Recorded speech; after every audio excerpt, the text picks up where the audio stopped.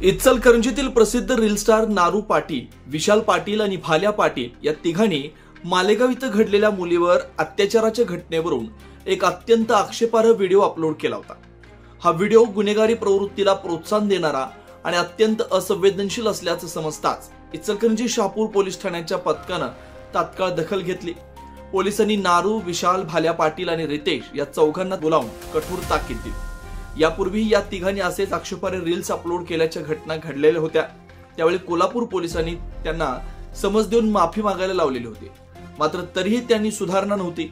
या घटनेनंतर तिघांनी आपली चूक मान्य करत सोशल मीडियावर एक व्हिडिओ अपलोड करून सर्व जनतेकडून माफी मागितली आहे। नमस्कार मित्रांनो, नाशिकच्या मालेगावमध्ये जो 3.5 वर्षाच्या मुलीवर बलात्कार करून तिचा खून झाला होता, तर त्या संदर्भात आम्ही एक व्हिडिओ केला होता। तर तो व्हिडिओ करण्यामागे आमचा दुसरा कोणताही हेतू नव्हता, फक्त भावनेच्या दृष्टीनं आम्ही तो व्हिडिओ केला होता। पण त्या व्हिडिओच्या माध्यमातून चुकीचा संदेश जात होता, त्यामुळे आम्ही तो व्हिडिओ डिलीट केलेला आहे। आणि कोल्हापूर पोलिसांनी आम्हाला योग्य ते मार्गदर्शन करून चांगली समज दिली आहे आणि यापुढे आम्ही काय तसले व्हिडिओ करणार नाही।